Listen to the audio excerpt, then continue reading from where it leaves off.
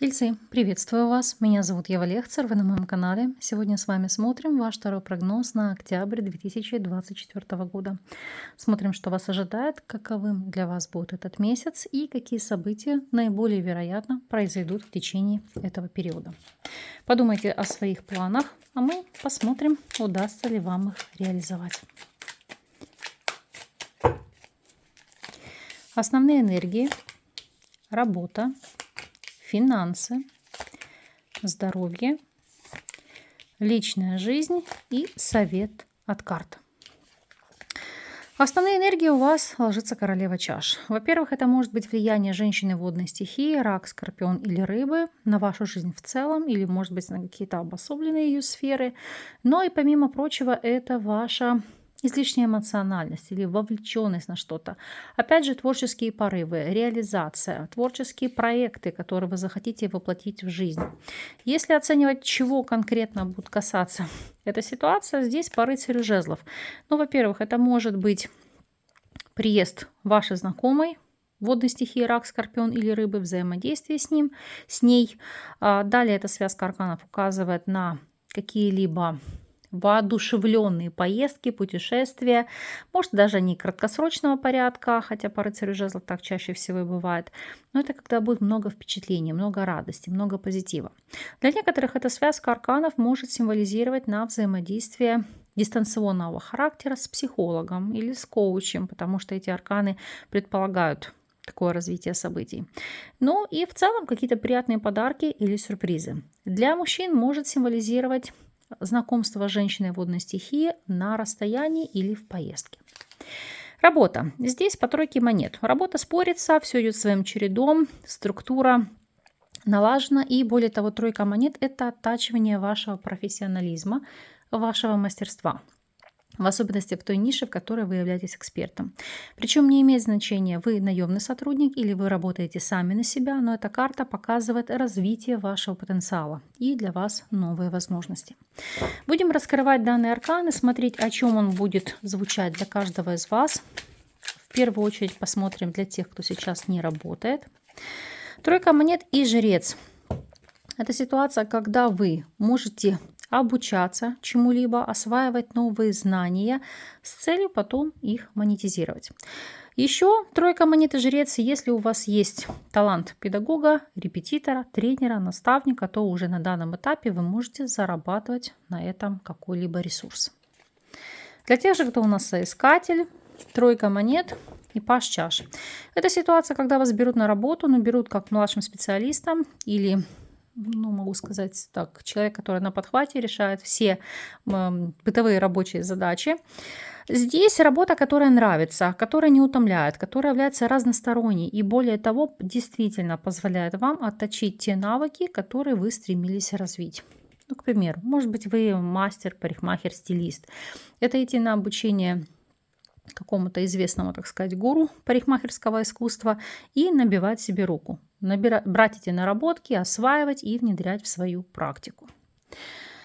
Смотрим ситуацию для тех, кто уже наемный сотрудник. Тройка монет и аркан жрица.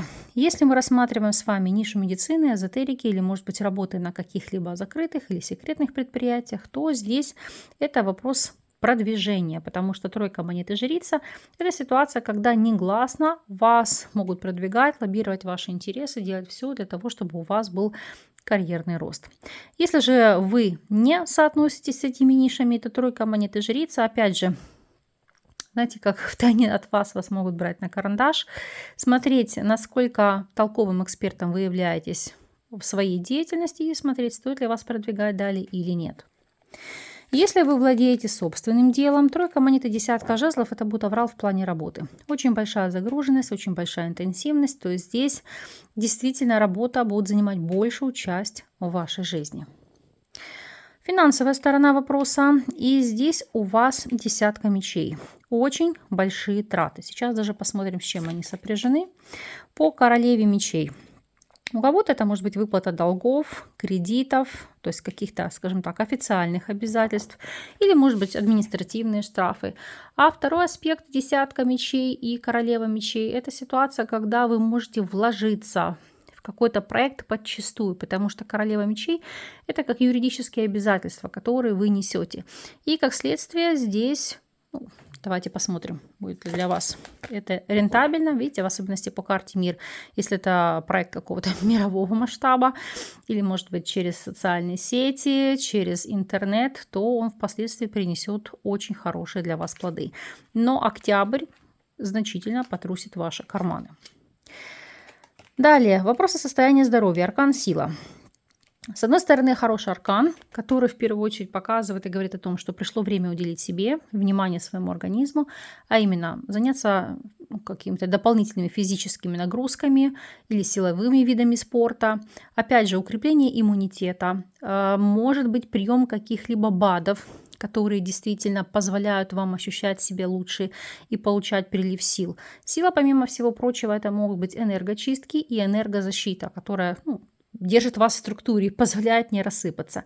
Но в плане состояния здоровья на самом деле это позитивный аркан. Единственное, что карта силы иногда это акцент на то, что нужны будут силы, чтобы выполнять предписания врача или какой-то протокол лечения, который вам назначит. То есть, знаете, как бы дабы не сорваться. Может быть, там не съесть ненужного или отказаться от вредных привычек. То есть это опять же внутренняя сила. Личная жизнь. Здесь шестерка чаш. Прекрасный аркан, который указывает на ситуацию, когда ваша вторая половина в первую очередь вам друг, а потом уже, знаете, как представитель противоположного пола, потому что это родство душ, это единение союзов, это для кого-то может быть обретение второй половины. Так ли это? Сейчас будем смотреть и раскрывать эту ситуацию. Для тех, кто на данном этапе у нас свободен, здесь шестерка чаш и восьмерка мечей. Это ситуация, когда вы закрываетесь от новых знакомств, потому что сконцентрированы на перспективе возврата прежних отношений. То есть здесь вас тяготит ситуация эмоциональной привычки, воспоминания, и вы пока не готовы их отпустить. И поэтому новых знакомств арканы не показывают. Если вы в любовных треугольниках, шестерка чаш и восьмерка монет. Это не просто отношения партнеров, это отношения друзей, товарищей, может быть, иногда даже партнеров по бизнесу или коллег по работе. Но в любом случае, это, знаете, как в первооснове единение душ, потому что шестерка чаш и восьмерка монет – это желание осознанно служить друг другу, помогать друг другу, быть отрадой, опорой, поддержкой. И ваши отношения будут сохраняться в таком же ключе. Для тех, кто в стабильных союзах, шестерка чаш и семерка монет. Хочу ее уточнить. Здесь четверка мечей. Это тот момент, когда вы для себя можете рассматривать несколько нюансов. А именно, может быть, уменьшать взаимодействие с вашими родственниками, которые так или иначе могут влиять на ваш союз. То есть сводить на нет, потому что семерка монет и четверка мечей. Это как свести на нет общение. Для некоторых, сейчас посмотрю, так ли это, здесь ложится аркан дурак. У тех, допустим, когда вы долгий период живете как сожители, это может быть ситуация, что вы договариваетесь, что каждый идет в новое, но при этом расстаетесь очень близкими друзьями, фактически родственниками. И еще помимо всего прочего, шестерка чаш, семерка монет и четверка мечей – это как поставить точку в каких-то прошлых обидах или притязаниях друг к другу с целью улучшения ваших взаимоотношений. Совет от карт. Восьмерка чаш. Это уход, может быть, с ноткой горечи от того, что вас не устраивает. Это аркан, который призывает выходить из состояния депрессии, угнетения или какой-то стагнации. То есть все в ваших руках, и пробудить энергопотенциал вы также в состоянии. Поэтому важно понимать, на чем нужно сконцентрировать ваш фокус. Если вы циклитесь на позитиве, то и в жизнь вы притягиваете позитивные события и какие-то яркие моменты. Посмотрим с вами неожиданность этого месяца. О чем здесь идет речь? Итак, гора, тучи, карта Луна, дно колоды собаки.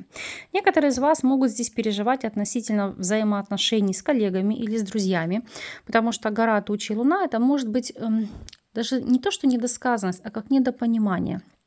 Человек вам что-то озвучил одно, вы интерпретировали это по-своему или наоборот. И вот эта вот разность взглядов на одно и то же изречение или посыл ментальный может вызывать как противостояние или непонимание. То есть вы в состоянии это побороть, прийти к какому-то компромиссу, договориться и изъяснить коллегам или друзьям, ну, чего же вы на самом деле хотите. Ну и в целом эта ситуация показывает, что данное положение вещей не закончится через месяц. В особенности, если у кого-то может быть повышенная ранимость, истеричность или ситуация, когда вы себя накручиваете эмоционально или ментально, то это вот пройдет в рамках этого периода. В остальном же давайте посмотрим. Если анализировать в целом, то наиболее важной, значимой для вас будет сфера состояния здоровья. Вот здесь будут какие-то кардинальные перемены. По остальным факторам месяц у вас является проходящим. Закрываем с вами это все в положительном, в позитивном ключе, чтобы для вас отыгрались только благоприятные моменты. А вы, пожалуйста, по прошествии периода дайте знать, напишите, как по факту для вас отозвалась, прозвучала данная информация, какие перемены у вас произошли. Буду признательна за энергообмен, за обратную связь. С вами не прощаюсь. До новых встреч.